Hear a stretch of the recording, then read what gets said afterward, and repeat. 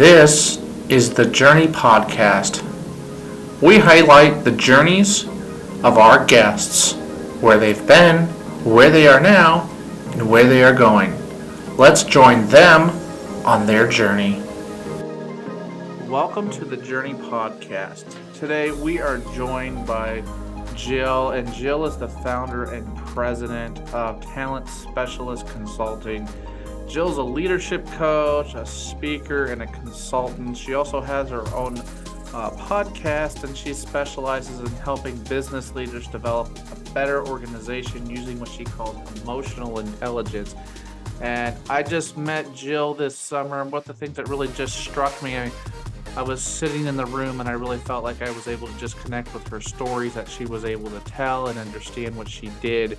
And I just said, I absolutely have to have Jill come on as a guest on the journey and tell us her story. And I think it's just going to be a great episode today. So thanks for being with us today, Jill. How are you today? Thanks, Nate, for having me. And I'm doing great today. It's a beautiful day, Friday, nice entry into fall here.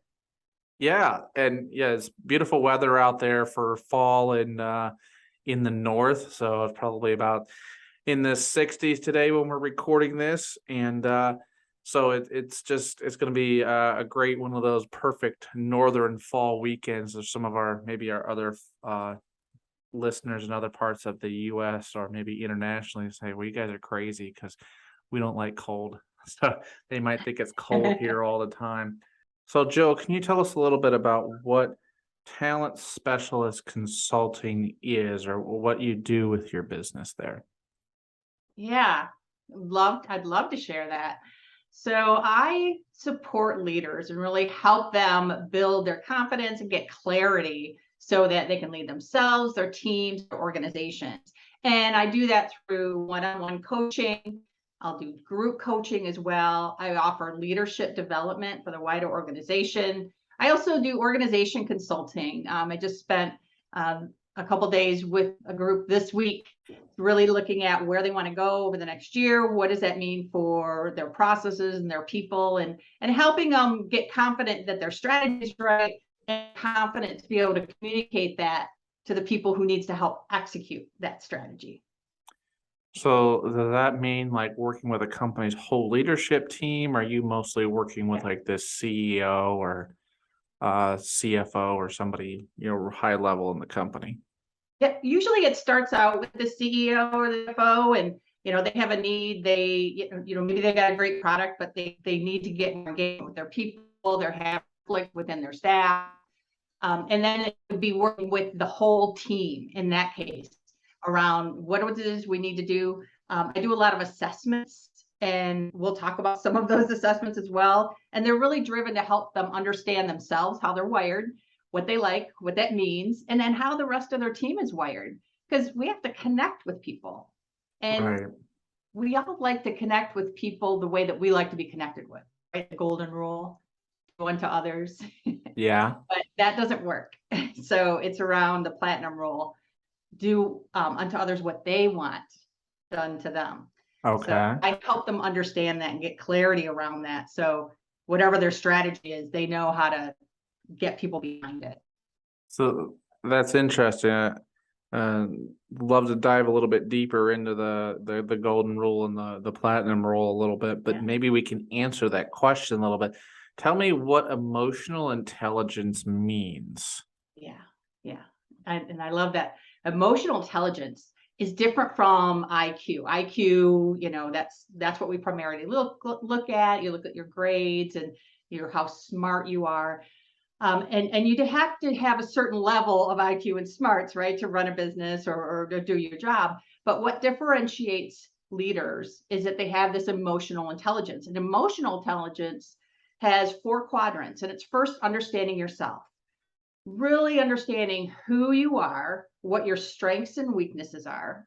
And then once you understand that, understanding how to regulate that emotion. Because you got to look and see what is important in this situation. How do I need to show up? That's where that platinum rule comes in, right? What is needed in this situation? And how do I, and that's where it goes into that social influence part of emotional intelligence, where it's not only do I understand myself, understand how to connect one-on-one, but now I can understand how to connect to the broader team, organization, or in any social context to say, what's the most appropriate way to respond in any given situation? And I think fundamentally, if you looked at the biggest thing to make the difference for yourself in emotional intelligence is understanding the difference between responding and reacting. Okay. Yeah, I notice this a lot with working with a lot of different people, and sometimes it takes a little time to really learn, how they're going to respond or react to something. And sometimes I have found I'll say something that would not have a reaction from somebody else, and all of a sudden have a very negative reaction towards me. And I'm just saying, Yeah. like, how is that like in my norm, not their norm, but in my norm? I haven't seen that, and trying to understand that. So how does one like quickly identify that? Because my heart would be, I don't want to hurt you through my words. That's not my Right. intention. Yep. Like, it could be my intention, and since they don't know me, they don't trust me, then they've been hurt by me, even if it doesn't matter what my intentions are in that moment. So how does one really dive and quickly understand how to talk to a person so that we don't get those negative reactions out of them?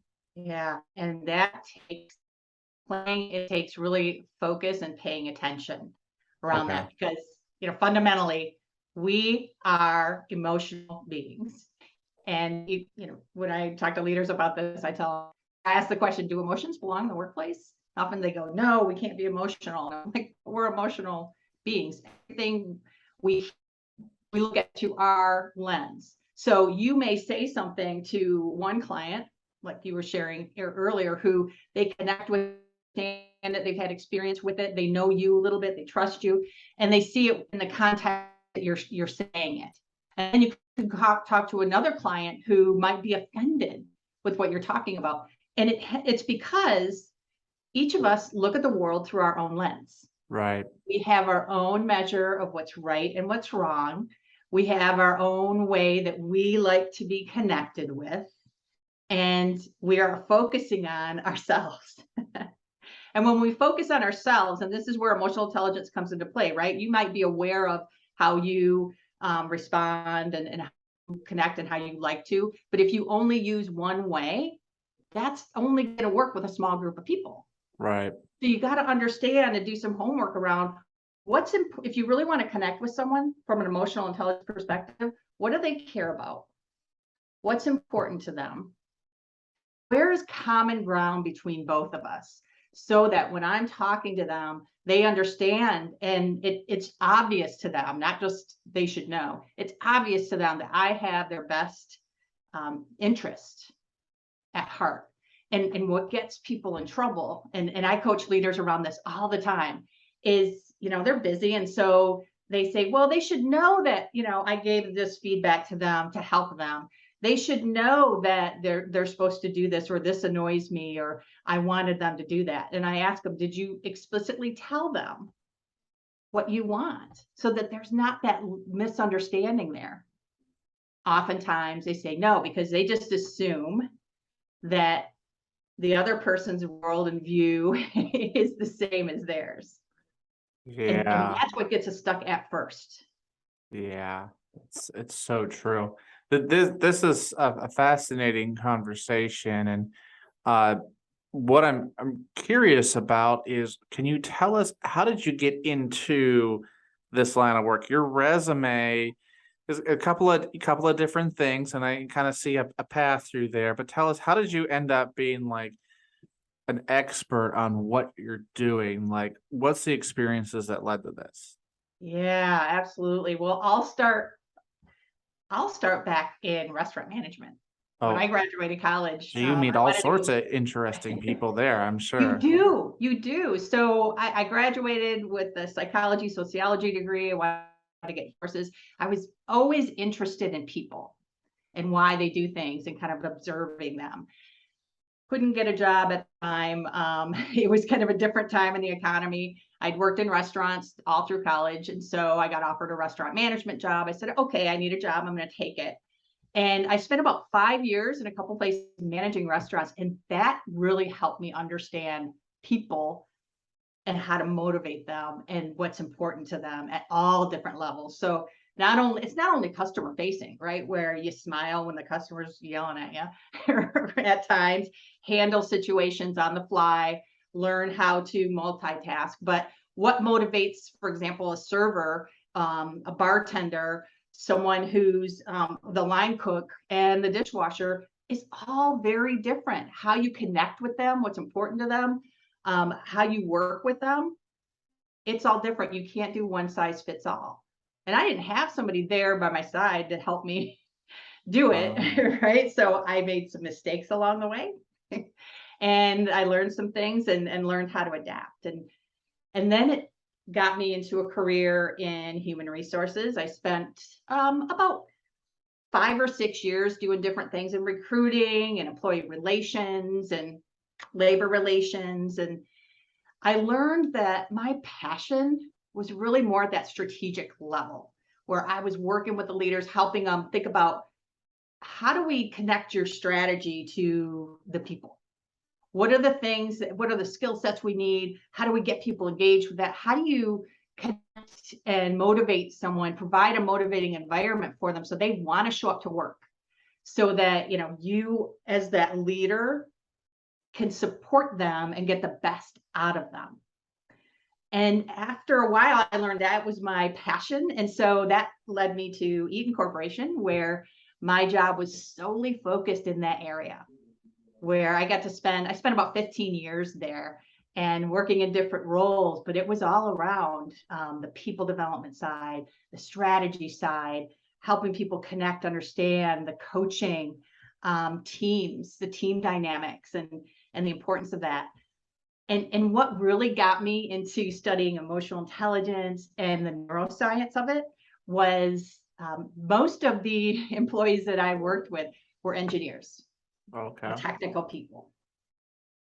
And I knew that to connect with them and help them understand the importance of understanding emotions, of connecting with people, wasn't going to be through a persuasive approach. They saw it as soft stuff. And we do call that soft stuff, right? And I think the soft stuff is really hard. Right. And that's what trips people up. So that's when I started studying the neuroscience of how we manage change, how we make decisions, our emotions and motivations. And that opened up a whole new world for me and allowed me to connect at a much deeper level with my clients to help them understand, hey, here is, this is how you're wired. And what that means. And here's fundamentally how we're all wired. We're wired to move towards reward, away from threat. Well, what is rewarding for that person? And it's different for all of us. You have to connect with what rewards them. And what is a threat for someone is going to be different. And that's where that amygdala hijack, emotional hijack can get in the way. So understanding each person's different, which, telling someone who wants it to be kind of a black box and, always this way gets a little frustrating, helping them understand that finally just have that conversation, understand what's important to them, then can go really far. So how do you now or in the past go about connecting with maybe those subordinate employees? So what comes to mind for me as that Undercover Boss TV show. And I'm always kind of like, how do they not know that this is the boss type of thing? It's really kind of hard to hide who you are. So how do you go and connect to those people and really understand how to help them on the emotional level? Through practice, whenever I'm working with someone, it's understanding, hey, what's going on? What's important to you? What's the outcome that you're looking for? What do you want to have happen? And what that I can help them get a path there. A lot of times we can't articulate what we want. We're just really frustrated, right? We don't know. We're just like, I don't know. And so helping them think through chronologically what they want, and then have them understand, how to best connect with them. I have a lot of experience in this, so I have more of an intuitive sense from my experience on how to approach what's going to resonate with them, what's not going to resonate with them. The more that I can connect how I support them to whatever their need is, that builds that initial trust. And that works everywhere. It works in sales, it works for personal relationships, it works for employee relationships as But it's well. not an instantaneous thing. I mean, that takes like a pathway of time, and it's not the same for every person, I would believe, right? It's not the same for every person. And that's what can be frustrating for people, right? Because what we want, what we need, is all a culmination of all the experiences we've had in the past. And I know I shared in the presentation I did for you on the subconscious mind, and our values and beliefs are pretty hardwired, formed, majority of them by about the age of 9. Because we're too young to kind of reject ideas. We're just accepting. We're looking and seeing whatever others do around us. We're like, that's the rule for this. That's the rule for this. That's how you treat that person. That's how you manage conflict. That's how you lead. That's how you buy things. That's how you save money. That's how you spend money. That's how you dress. All of those things, and they're subconscious for us. So we don't even realize that all those subconscious rules are driving how we're connecting to others. And so because each of us have our own little rules of what's right and wrong, you easily step on a rule for you and not realize it and offend you, because it doesn't offend me. I've had different experiences and exposure to things, and that's what makes it different. And you said, it takes a while to do that. And I'd argue with that it takes a while because we don't start with that first. Okay. So imagine if you sat down, let's say you've got a new employee coming in, and you sat down, and when they first started, instead of sending them to orientation for a week, having them read all this online stuff and giving them a big task of goals of what to do, you really spent time, maybe it's a couple hours, maybe it's over lunch, and just tell me about you and who you are. Tell me about what's important to you. How do you like to get things done? How do you like to hear feedback? What kind of things do you really not like to do? Understanding more about them at the very beginning, it's like you've created this map for this person, this blueprint for this person, just by having a conversation. But most of the time that doesn't happen because we've traditionally not trained leaders to do that. We've not been trained to do that. We've been, in the past, you look at the industrial era, it was work needs to get done, widgets need to get made. Everyone's got a role, make sure they know their role, do your role and go home. Yes. It's different today. And the best leaders know this. So taking that time to understand, what's important to them. For some, it might be, hey, what's important to me? I love to volunteer, and I'm really into volunteering. I work on a lot of councils, and if I can represent the company or do volunteer work, that would really energize me. I would love that. You'd get the best out of me if I could do that. For other people, that may be the worst thing for them. They would hate that. They don't do that. They don't have a passion, but they might want to be in a position where they get to present to the board, or they want to show up at networking events and represent the company. For others, they never want to talk to someone outside the business. They just want to tell me what I need to do, give me the directions around how to do it, let me do it my way, and leave me alone. Another one might want they might want flex time, or time off in different ways. So all these small little things you could learn through a conversation, and then understand, how do I get the best out of every person that works for me? Gosh, I have to understand what's important to them. And then once you do that, you build that emotional connection. And because you've done that for me, I trust you because you care about me. Yes.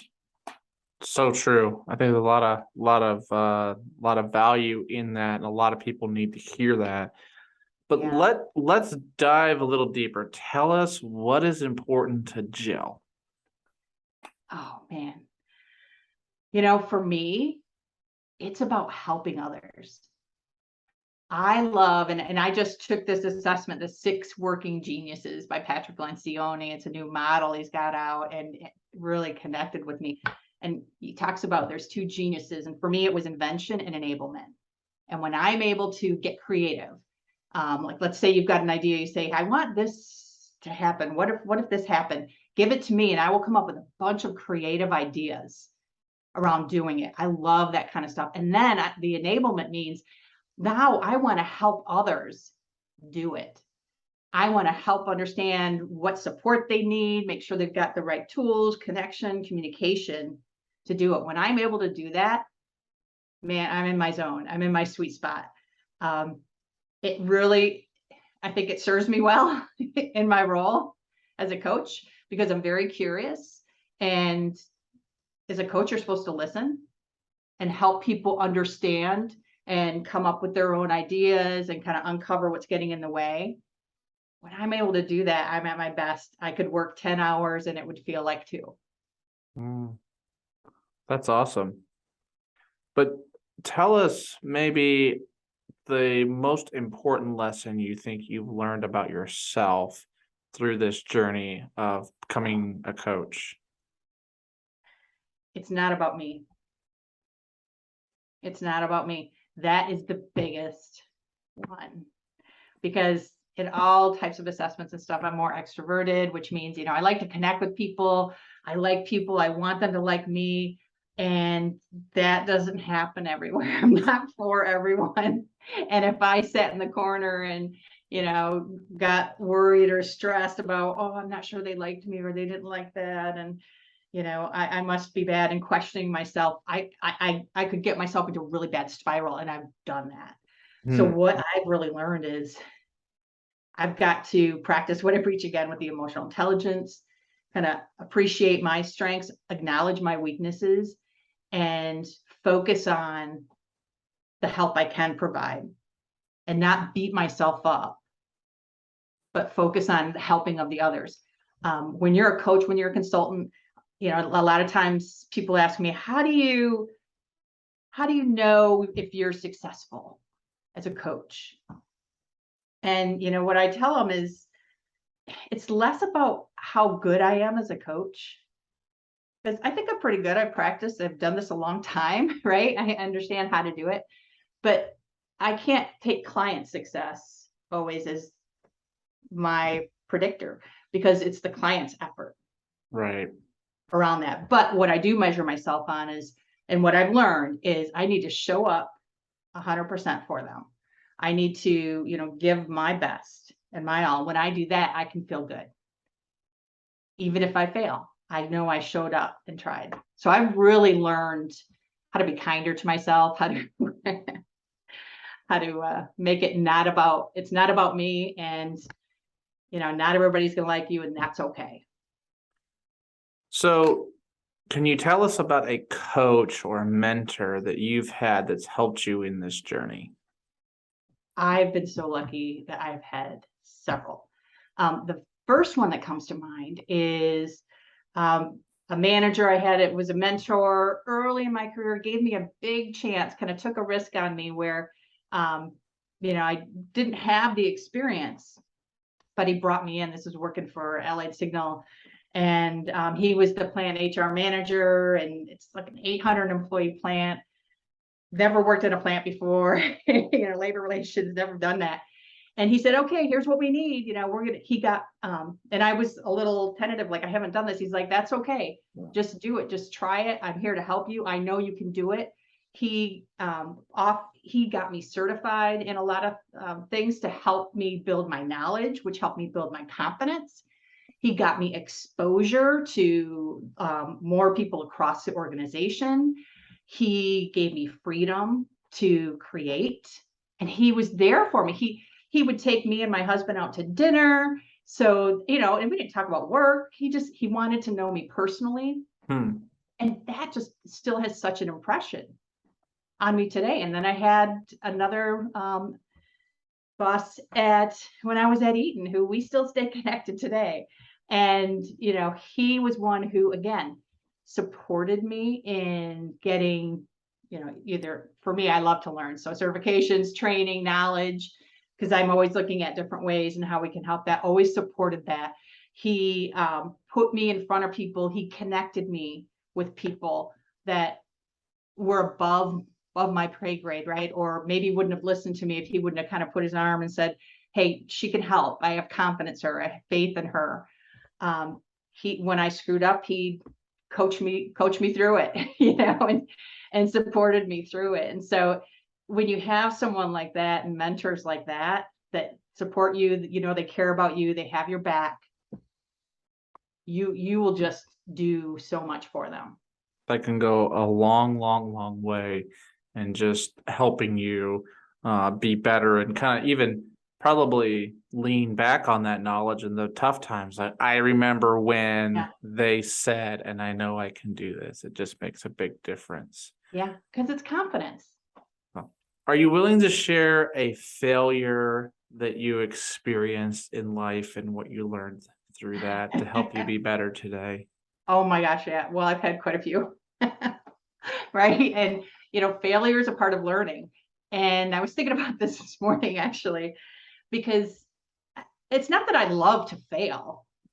But what I've learned now is when I failed, to focus on the learning, keep moving forward instead of dwelling on it. I had an experience one time where I had just moved to a new role in a different group. And, I was really trying to add value and connect and show a real partnership between HR and the leaders. And so I'd done all this analysis and sent them all this information that I thought, wow, this is from a talent perspective, and help them understand that. And so I just did it on my own. I had the idea, emailed it out to the business leader and the HR leader, thinking, oh, they're going to be so happy about this. They're going to see how I can help them.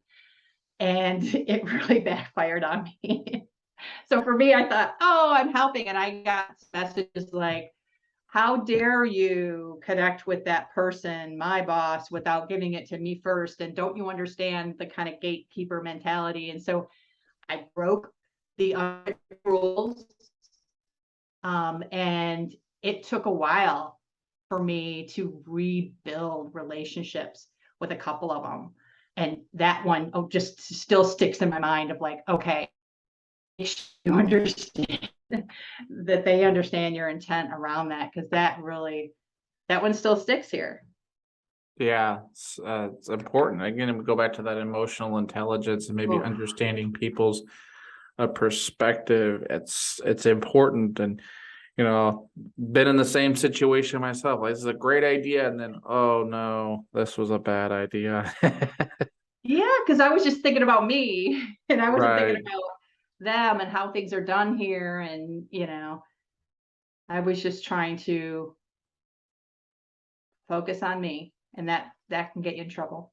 So when we talk a little bit about coaching, what do you think is there's maybe a recurring theme of advice that you give clients? I'm not sure if you call them clients or you give them this advice, and it's like the toughest thing for them to accept or adopt into their lives. Like, is there a recurring piece of advice that you find that's like, if you could get this, it's important, but it's hard? Yes. And so I'll just say caveat, coaches don't give advice. They should just be, helping to guide behind them. A mentor or consultant, when I'm consulting, I'll give advice. But here's what I've found really valuable and a common theme, that it's hard, but once they do it, they get huge breakthroughs. I've got this formula now that I share at the beginning of a coaching session to say, hey, if you want to get different results, which that's probably why we're talking, right? Because we want something different. We need to look at 3 key areas for you. We look at mindset, which is all your values, your beliefs, your habits. We look at your skill set, because sometimes it is a skill gap. You don't know how to do something. And then we look at an action set. Is it procrastination that's getting in the way for you to do it? Hmm. Know how to do it, believe that you should do it, but is fear holding you back around that? And when we look at whatever they're challenged with and look through those lenses, it really helps them focus. What is hard is doing the mindset work. And I have them dig into what do they believe about what we're working on. So for example, delegation is a really common one for leaders that I'm working on and working with, right? Where they're struggling with delegating. And I'll ask them, well, what do you believe about delegation? And they'll start saying things. Some will say, well, I only want to delegate when I know 100% of what it is they need to do. I need to know it first before I can delegate. They can't do it as well. If they can't do it as well as I can, then I'll just keep it myself. So they'll have these, and these are the rules that sometimes when they say it out loud, it's the first time they've said it out loud and they don't realize it. They don't delegate because I'm afraid that they'll do it wrong or they'll screw up or they won't get it. A lot of times it takes them a while, but they won't do it my way. So once they really start digging into that, then they have to challenge themselves. And if you've been pretty successful all along doing something and someone tells you to challenge yourself and think about it differently, that's hard. That's hard because then now, whenever you have to think about something, that takes brain power, that takes energy and focus and time. So now you have to stop and choose how you're going to respond instead of reacting in a normal way around it. So I think that's one that, one piece of advice I give them to say, let's really dig into your beliefs. And boy, you just see once they do it, big ahas for them.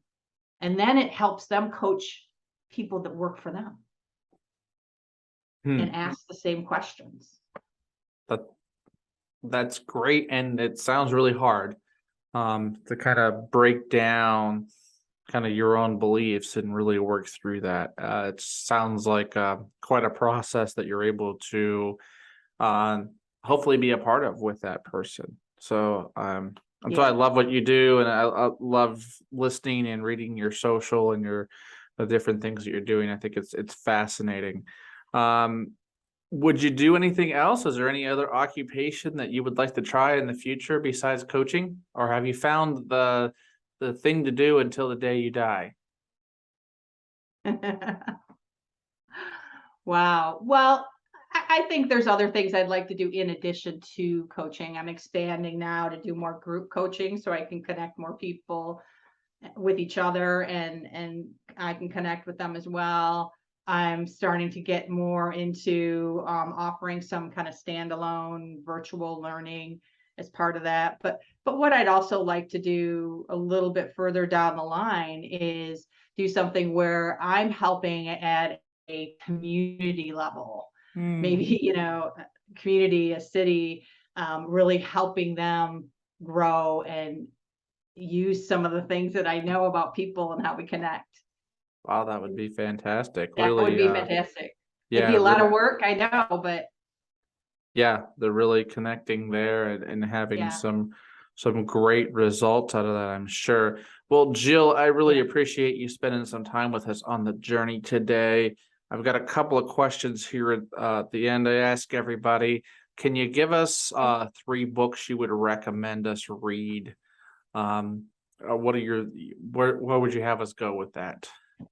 Oh my gosh, I'm looking down at my books right now. So here's one, especially if you're CEO, is called The CEO Next Door. They did a great study around what makes CEOs successful and kind of the 5 things that they do that you can apply. The other one is this book that I've just really dove into and I use it a lot. It's What to Say When You Talk to Yourself. What to say when you talk to yourself. That really helps you understand that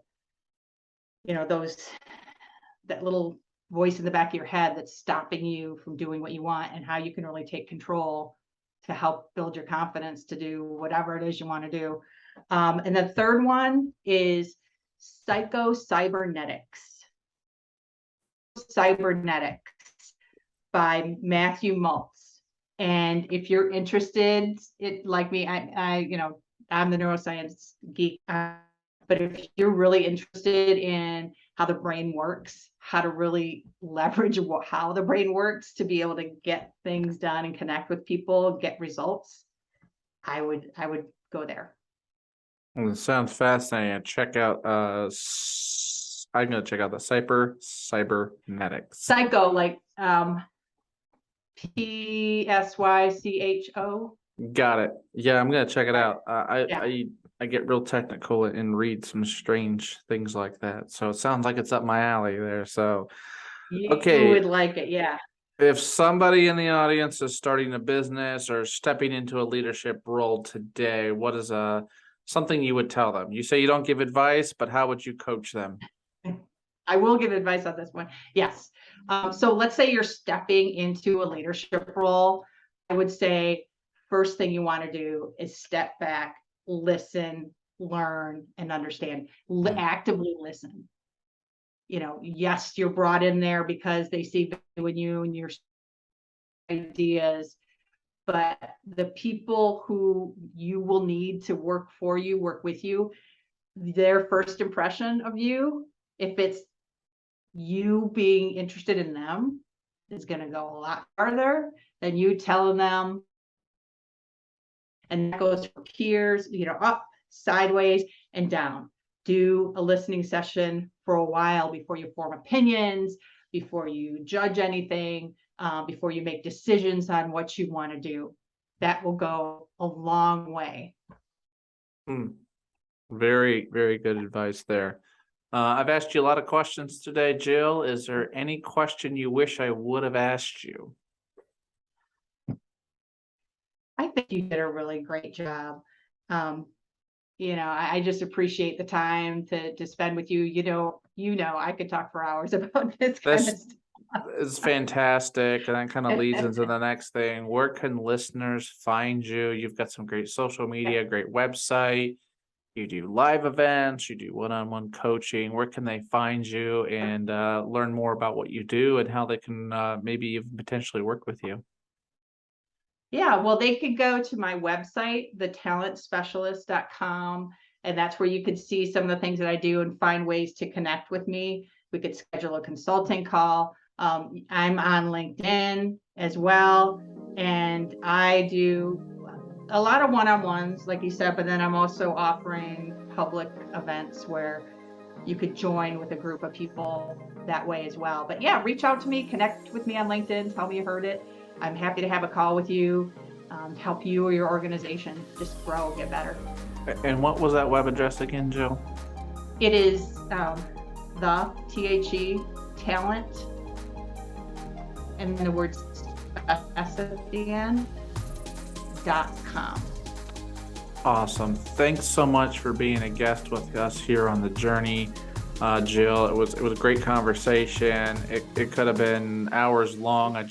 I'm fascinated by it by myself, but you had so much value that I'm hoping that our audience will go and learn more about what you have to say, and hopefully some great results there. Maybe if you're a city leader or a leader of many, maybe Jill is the one to help you with that, to really help develop and be more emotionally intelligent of how to better lead.